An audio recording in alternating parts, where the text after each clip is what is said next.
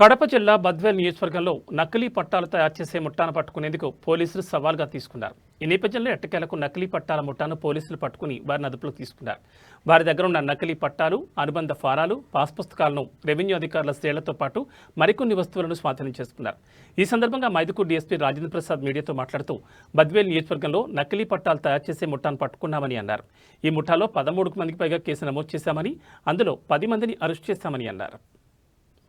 ఈ DKT lands ఏవైతే కనుక పాతగా ఇచ్చుంటారో వాటికి సంబంధించిన వాటిని నకిలీగా తయారు చేసి దాన్ని ఒరిజినల్గా చలామణి చేస్తూ చాలా వరకు మనకు లాండ్ ఆర్డర్ ఇష్యూ కానీ లేకపోతే కనుక కొంతమంది వ్యక్తులకు ఆర్థికంగాను జరిగే రకంగా కొంత ఒక ముఠా వర్క్ చేస్తుంది అన్నటువంటి విషయము మన నోటీస్కి వచ్చింది. అందులో భాగంగానే ఈ రమణమ్మ అనే ఒక ఆమెకు తన స్థలాన్ని వేరే వాళ్ళు నకిలీ చేసి అమ్మినారు అన్నటువంటిది విషయము తహసీల్దారు రూరల్ టౌన్ వాళ్ళకి ఇస్తే కనుక వాళ్ళు వెరిఫై చేసి దీనికి సంబంధించినటువంటిది ఏదైతే ఉన్నదో ఇది వాళ్ళకి ఇచ్చినటువంటిది ఏదే నకిలీ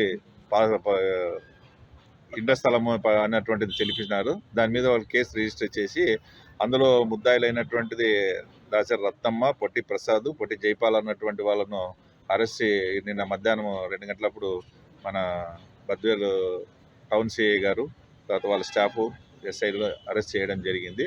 సో వాళ్ళను విచారిస్తే కనుక ఈ నకిలీ పట్టా ఎక్కడి నుంచి వచ్చింది ఏమని విచారిస్తే కనుక దీనికి సంబంధించి రామాంజుల ఓబులేసు అలియాస్ కుమార్ అని చెప్పేసి ఇతను వచ్చేసి విఆర్ఓ. ఈయన పట్టా పాస్బుక్లు కానీ తయారు చేయడము, దాని సంతకాలు చేయడము, దానికి సంబంధించిన సీల్స్ వేసేయడము ఇవన్నీ చేస్తారు.